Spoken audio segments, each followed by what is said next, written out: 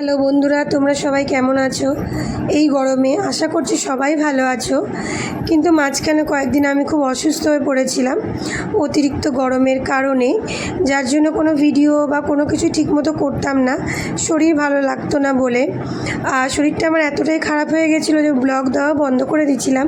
তো আজকে একটু শরীরটা ভালো আছে, তো রান্নাঘরে এসেছি। তো বড়মশাই বাজার থেকে অনেক ট্যাংরা মাছ আনছে, আর দেখো ট্যাংরা মাছগুলোর পেটের মধ্যে অনেক অনেক ডিম।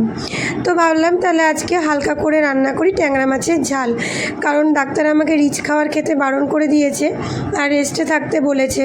কিন্তু বাড়ির বউদের কি আর রেস্ট নিলে চলে বলো? সংসার তাহলে অচল হয়ে যাবে। তাই জন্য ধীরে ধীরে রান্নাবান্না সবই করছি।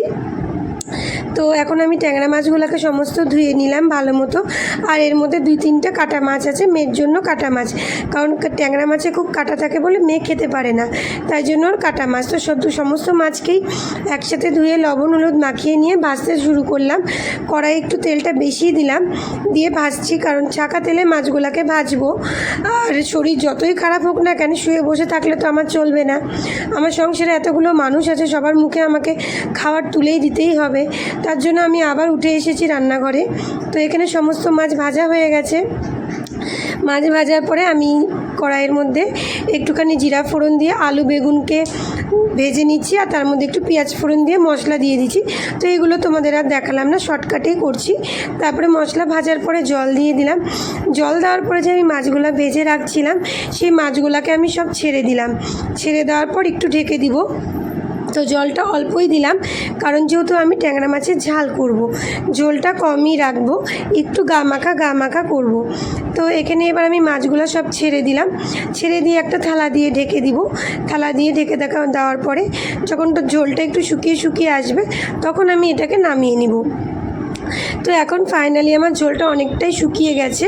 তো এবার আমি বাটিতে নামিয়ে নিচ্ছি 2 বেলার জন্য, একটা দিনের বেলার একটা রাতের বেলার। কারণ আমি তো তোমরা জানোই, আমি যখনই যাই রান্না করি 2 বেলার যোগ্য করি, এই বেলার ও বেলা 2 বেলারই করে রাখি। তো এবার আমি 2টা বাটির মধ্যে মাছের ঝালকে তুলে নিচ্ছি। 2টি বাটির মধ্যে, একটা বাটিতে দিনের জন্য, একটা বাটিতে রাতের জন্য। তো আজকের এই ছিল ট্যাংরা মাছের ঝাল রেসিপি। তো অনেক দিন পর রেসিপি নিয়ে তোমাদের কাছে এসেছি। কেমন হয়েছে ভিডিওটা অবশ্যই কমেন্ট করে জানিও। আর আশা করছি তোমরা সবাই ভালো আছো, এবং সবাই ভালো থেকো, সুস্থ থেকো, সাবধানে থেকো। আবার দেখা হবে নেক্সট কোনো ব্লগে। ততক্ষণের জন্য টাটা। আর গরম প্রচণ্ড পরিমাণে পড়ে গেছে, দিন যত যাচ্ছে গরমের মাত্রা বাড়ছে। তাই সবাইকে বলবো জল বেশি করে খাও, সাবধানে থাকো।